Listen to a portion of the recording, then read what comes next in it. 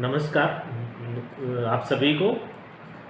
आज हम डिस्कस करने की कोशिश करेंगे कि इंक्लूसिव एजुकेशन किस प्रकार से आज की आवश्यकता बनी और उस इंक्लूसिव एजुकेशन में किस किस प्रकार से भारत और भारत के अन्य राज्यों में डेवलपमेंट हुए। जैसे हम देखते हैं कि इंक्लूसिव एजुकेशन का जो ईरा है वो 1990 में से शुरू होता है 1990 में, और बढ़ते बढ़ते 1994 में एक फ्रेमवर्क बनता है और 1994 के साथ ही भारत में डीपीईपी एक प्रोग्राम लॉन्च होता है जिसको डिस्ट्रिक्ट प्राइमरी एजुकेशन प्रोग्राम बोला जाता है। उस प्रोग्राम का उद्देश्य था कि सब बच्चों को एजुकेट करना, उन बच्चों को जो 6 वर्ष से 14 वर्ष के हैं, उन डिस्ट्रिक्ट में कवर करना जो डिस्ट्रिक्ट 1991 की सेंसस के मुताबिक, भारत सरकार के आंकड़ों के मुताबिक लिटरेसी रेट से कम थे।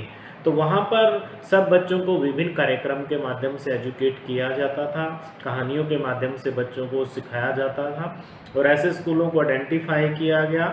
उन स्कूलों में प्ले ग्राउंड और प्ले के साथ साथ विभिन्न एक्टिविटी और प्ले के विभिन्न सारे ऐसी एक्टिविटी करवाई गई, टीचरों को ट्रेंड किया गया और उसी में कंपोनेंट आया IED, inclusive education for the disabled.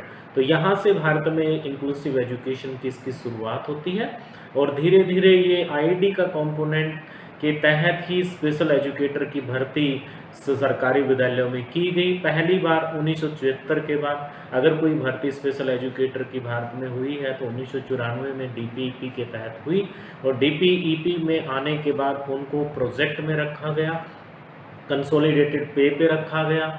बाद में उन सभी को शिक्षा में मर्ज किया गया, विभिन्न सारे प्रदेशों के हाई कोर्ट के डिसीजन आने के बाद उनको मर्ज किया गया। तो ये डीपीईपी एक भारत सरकार का सक्सेसफुल मॉडल है। इस मॉडल को सक्सेसफुल किसने कहा? इसको सबसे पहले न्यूपा ने कहा, जो नेशनल यूनिवर्सिटी बनी हुई है आपको स्कूल एडमिनिस्ट्रेशंस की, न्यू दिल्ली में है। उसके बाद एनसीईआरटी ने कहा, national council of education research and training, उन्होंने भी इसके विभिन्न सारे अपने रिपोर्ट में कहा कि डीपीईपी एक सक्सेसफुल प्रोग्राम था। और उस डीपीईपी की सक्सेस को देखते हुए ही भारत सरकार ने 2000 में शुरुआत की थी एक फ्लैगशिप प्रोग्राम की, मंत्रालय एमएचआरडी के अंतर्गत। उसका नाम था सर्व शिक्षा अभियान, जिसमें सभी राज्यों के शिक्षा मंत्रियों ने भाग लिया। विभिन्न जो हमारी ऑर्गेनाइजेशंस थे उनके प्रोफेशनल्स थे, एनसीईआरटी, न्यूपा, डिफरेंट यूनिवर्सिटीज़ के जो एमिनेट प्रोफेशनल्स थे वो इनवाइटेड थे और एमएचआरडी की अपनी पूरी टीम थी। तो इस प्रकार से आईडी कंपोनेंट डीपी से निकलकर सर्व शिक्षा अभियान में ministry of social justice and empowerment के अंदर आ गया। इसके तहत इंक्लूसिव एजुकेशन का कंसेप्ट रखा गया। इंक्लूसिव एजुकेशन का सीधा सा संबंध होता है समावेश करना, अपने अंतर्गत अंतर्निहित करना, एक डिसेबल्ड बच्चे को शिक्षा में इस प्रकार से इंक्लूड करना कि उसको स्कूल में अपनापन लगे, स्कूल के सभी बच्चे उसको अपने दोस्त लगे, टीचर में उन्हें अपना टीचर लगे और टीचर से वो बिना किसी झिझक के अपना पढ़ने से संबंधित, अपना शारीरिक डेवलपमेंट से संबंधित, खेलकूद से संबंधित और विभिन्न जो उसको असिस्टिव डिवाइसेस चाहिए उनसे संबंधित पूरी जानकारी प्राप्त कर सके और उनकी ट्रेनिंग ले सके ताकि उसको अच्छी प्रकार से शिक्षा मिल सके। इस प्रकार इंक्लूजन काफ़ी सक्सेसफुल मॉडल के रूप में रहा और इंक्लूसिव एजुकेशन जब सर्व शिक्षा अभियान में आया तो सभी स्टेट्स में स्पेशल एजुकेशन से ट्रेन टीचर्स 3 कैटेगरी के जो पहली श्रेणी में रखे गया, डिप्लोमा जिन्होंने विजुअल इम्पेयरमेंट में किया है, डीएड स्पेशल एजुकेशन जिन्होंने हियरिंग इम्पेयरमेंट में किया है, डीएड स्पेशल एजुकेशन जिन्होंने मेंटल रिटार्डेशंस या इंटेलेक्चुअल डिसेबिलिटी में किया था उनको प्राइमरी लेवल पर सिलेक्ट किया गया। सेम इसी प्रकार से एलिमेंट्री लेवल पर जिनके पास BEd special education visual impairment, BEd special education hearing impairment, BEd special education mental retardation या इंटेलेक्चुअल जो डिसेबिलिटी थी उनसे संबंधित अगर कोई किसी ने डिग्री किया है वो एलिमेंट्री लेवल पर भी टीचर बनाए गए। तो इस प्रकार इंक्लूजन की शुरुआत हुई। अब हम विस्तार पूर्वक पढ़ेंगे कि ये समावेशी शिक्षा भारत सरकार के विभिन्न मंत्रालयों के बीच में और एमएचआरडी के बीच में किस प्रकार से। Inclusive education, right to education for all.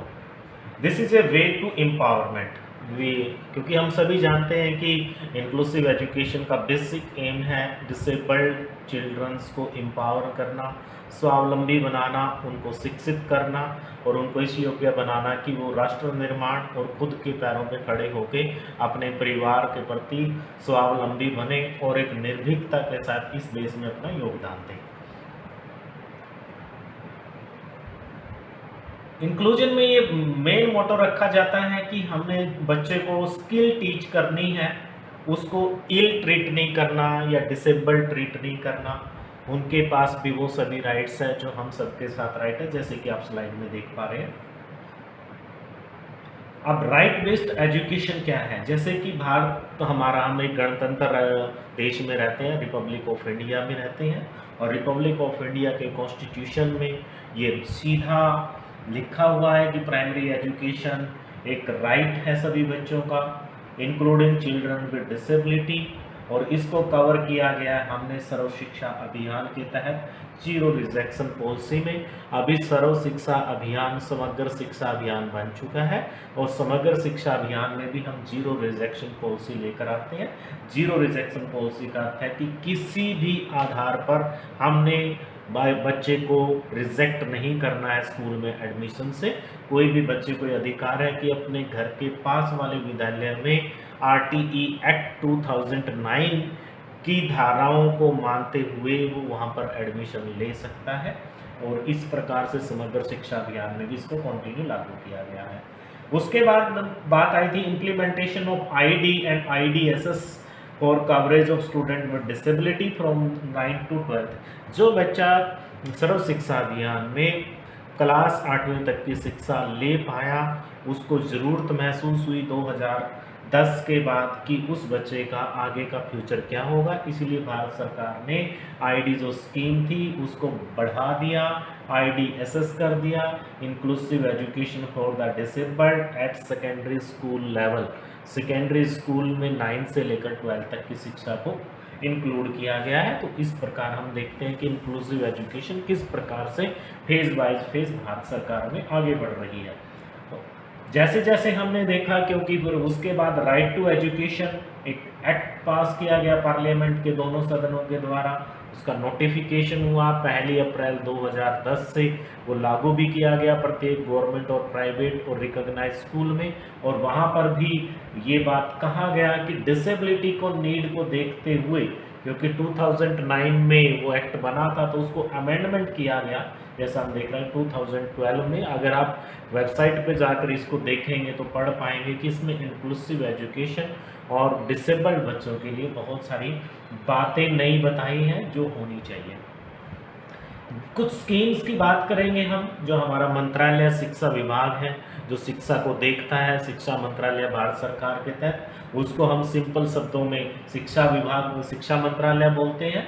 लेकिन अगर पूरी तरह से हम देखेंगे तो उस मंत्रालय का नाम है ministry of human resource development, क्योंकि पूरे के पूरे हमारे शिक्षा जो पहली कक्षा से लेकर 12 तक, 12 से लेकर ग्रेजुएशन तक, ग्रेजुएशन के बाद पोस्ट ग्रेजुएशन और उसके बाद रिसर्च और उसके बाद अन्य हायर एजुकेशन, उन सब के ऊपर पॉलिसी बनाने का काम इस मंत्रालय के तहत है। और ये भारत सरकार के अंतर्गत अगर हम आज के आंकड़े लें तो इस मंत्रालय के अंतर्गत जो बच्चे पढ़ रहे हैं, डायरेक्ट या इनडायरेक्ट वे में एजुकेशन ले रहे हैं, स्कूलिंग में अगर उनकी संख्या देखते हैं तो हम 31 से 34 करोड़ के बीच में, हायर एजुकेशन में 3 करोड़ से 4 करोड़ के बीच में इतने स्टूडेंट इनरोल्ड है। तो उन सब की शिक्षा को देखता है MHRD। तो उन्होंने इंक्लूसिव एजुकेशन के ऊपर भी बहुत सारा कुछ काम किया है। आइए देखते हैं एक नज़र में कि किस प्रकार से MHRD ने इंक्लूजन को,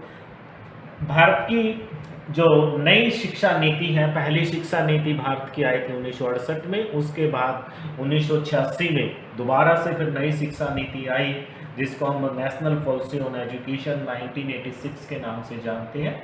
इसमें हमने सीधा इंक्लूड किया है education of person with disability, ये बात हमारी फोकस रही है कि हमने उन सभी डिसेबल्ड बच्चों की शिक्षा के ऊपर जोर देना है जो किसी न किसी प्रकार से हुए हैं, और उनको इंटीग्रेट करना है कि समुदाय में इस प्रकार से, ताकि वो अपने जीवन में आने वाली समस्याओं को फेस कर सके और अपने आप सक्षम बन सके और उनके अंदर आत्मनिर्भरता आए, कॉन्फिडेंस आए। न्यू आईडी स्कीम बाद में आरएमएसए में चलेगी। हमने जो आईडीएसएस का नाम लिया वो राष्ट्रीय माध्यमिक शिक्षा अभियान में चला गया। तो आजकल वो हम समग्र शिक्षा अभियान के तहत हम देखते हैं कि किस प्रकार से हम सबको शिक्षा दे रहे हैं। अभी कुछ कंपोनेंट हैं हमारे राइट टू एजुकेशन एक्ट के, जिसमें हम इंक्लूसिव और आईडी एजुकेशन की बात करते हैं। तो उसके कौन कौन से हैं? पहला है मैपिंग ऑफ CWSN। अब यहाँ पर एक टर्म चेंज की गई CWSN, क्योंकि बार बार PWD वर्ड नहीं बोला जा रहा था, तो ये एक नई टर्म आई थी सर्व शिक्षा अभियान में, चिल्ड्रन विद स्पेशल नीड, कि हर किसी की अपनी स्पेशल नीड है।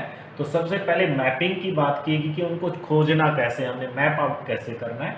उसके बाद उनका फंक्शनल और फॉर्मल असेसमेंट स्कूल में किया जाएगा। फिर उनको कौन सी क्लास में भर्ती करना है, क्लास 1 से लेकर 8 तक, उसकी बात है। फिर उनके लिए आईपी किस प्रकार से बनाया गया, खासतौर पर इंटेलेक्चुअल डिसेबल्ड बच्चों के लिए, उसकी बात की गई। फिर उन बच्चों को कौन से एड्स और अप्लायंसेस चाहिए, विजुअली इम्पेयर्ड को ब्रेल चाहिए, अबेकस चाहिए, टेलर फ्रेंड चाहिए, उनके ऊपर।